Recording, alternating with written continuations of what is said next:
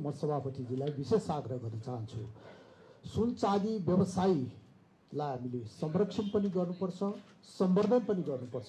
सुन चाँदी व्यवसायीको हाम्रो संस्कृतिसँग, पर्यटनसँग धेरै महत्त्वपूर्ण सम्बन्ध रहेको छ र व्यवसायीहरूलाई राष्ट्रलाई कर पनि चाहिन्छ, तर कर लगाउनेको पनि एउटा सीमा हुन्छ र सुन चाँदी व्यवसायीहरूले जुन माग राख्नु भएको छ यसबारेमा मैले बुझेअनुसार, पूर्व अर्थमन्त्रीजी वर्षमानजी पनि हुनुहुन्छ, मैले बुझेअनुसार सबैको एउटै किसिमको राय मैले बुझेको छु।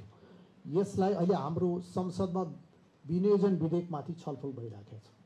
हामीले यहाँबाट निर्णय गरेर मात्रै पनि यो कुरा हुन सक्दैन, तर यसलाई गम्भीर रूपले ध्यान आकर्षण गरेर उहाँहरूको जुन माग छ, जायज माग छ, त्यो मागलाई हामीले यसै आर्थिक वर्षमै पुरा गर्ने किसिमले हामी चाहिँ अगाडि बढ्नुपर्छ। होइन भनेदेखि हाम्रा व्यवसायीहरूलाई सबैलाई चोर, सबैलाई फटा अनुगमन गरौँ। त्यहाँ चोरी छ, फटाइ छ, बदमासी छ, अवैध रूपले रकम प्रवाह भएको छ।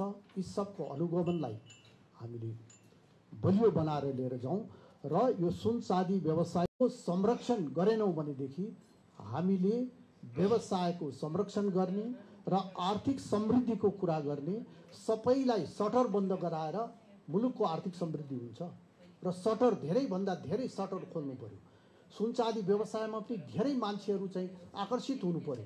त्यसका निमित्त त्यो वातावरण बनाउनका निमित्त अर्थ समितिको सभापतिजीले सरकारसँग समन्वय गरेर, यहाँ सचिवजीहरू पनि हुनुहुन्छ, सचिवजीहरूसँग मात्रै होइन मन्त्रीजीसँग पनि समन्वय गरेर विनियोजन विधेयकमा हामी जुन छलफल गरिरहेका छौँ, यहाँ हामी छलफल गर्ने, उहाँहरूको माग सुन्ने, सकारात्मक छौँ भन्ने, तर परिणाम नआउने भयो भनेदेखि यसले मुलुकको अर्थतन्त्रमै असर गर्ने हुनाले मुलुकको अर्थतन्त्र जोगाउनलाई चलायमान बनाउन, उहाँहरूको हितलाई संरक्षण गर्न र यो पेसालाई अझ आकर्षक पेसाको रूपमा स्थापित गर्नका निमित्त हाम्रो महत्त्वपूर्ण योगदान अर्थ समितिको रहनुपर्छ। म सभापतिजीलाई विशेष आग्रह गर्न चाहन्छु।